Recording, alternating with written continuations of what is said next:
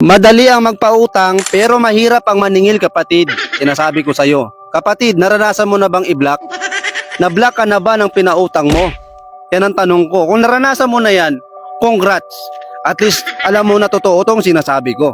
Basic lang naman magpautang eh. Lahat tayo, kaya natin gawin yan. Pautang dito, pautang doon, mag 5-6 tayo. Problema yung maningil eh. 'Di ba? May mga tao kasi na kahit may pera naman ayaw talaga magbayad eh. Yun talaga eh. Lalo na kapag kaibigan mo. Sa kaibigan talaga, kapatid, ang hirap maningil sa kaibigan. Ha? Sinasabi ko sa'yo. Kaya kapag yung kaibigan mo nangutang sa'yo, ha? Bigyan mo na lang. Bigyan mo na lang. Sa bagay, may mga kaibigan naman, hindi naman lahat. May mga kaibigan naman talaga na nagbabayad rin talaga.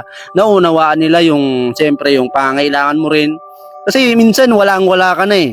'Di ba? Tapos nangutang sa'yo, awang-awa ka, pero walang-wala ka na, kaya yung naipon mo, binigay mo pa sa kawalan. Kaya nangyari, ikaw yung nawalan. Kaya ngayon, mabigat yung damdamin mo, kapatid, dahil hindi ka makapaningil. Pabalik-balik dito, pabalik-balik doon, hinahanap mo siya, pero wala naman sa bahay niya, pero nandyan yung tsinelas. Oh, naranasan mo ba yun, kapatid? Ha? Minsan tatawagan ka, ay wala ako sa bahay, mare. Pare, wala ako sa bahay. Pero alam mo nandun. Katatanong mo lang sa anak niya, di ba? Booking tuloy. Alam mo, kapatid, sinasabi ko sa'yo, ito yung mga bagay na nagpapahiwalay sa atin ng pagsasama natin sa mga kaibigan natin sa mundo. 'Di ba? Yung tawag dito, nagdi-disconnect sa mga kaibigan natin yung utang na yan. Dahil sa pera. Pera yung dahilan. At yung pinakadahilan, utang talaga. Ang dami nagkakasamaan ng loob sa utang. Ha? Kung ikaw naman mapagbigay ka, 'di ba? Okay lang naman 'yun.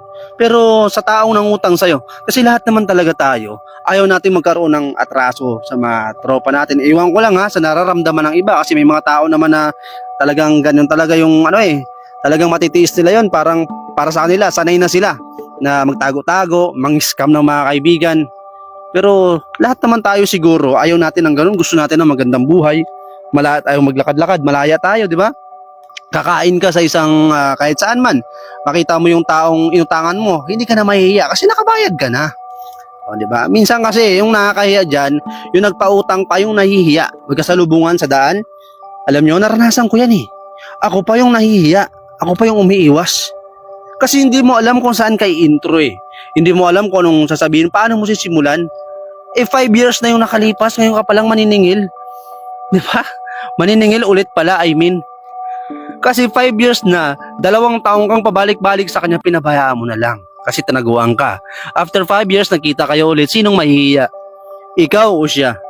Malamang ka, magkakailangan kayo eh. Kapatid, magkakailangan kayo. Alam ko na alam mo yan. Naranasan mo yan, kapatid. Ha? Kaya sinasabi ko, totoo to.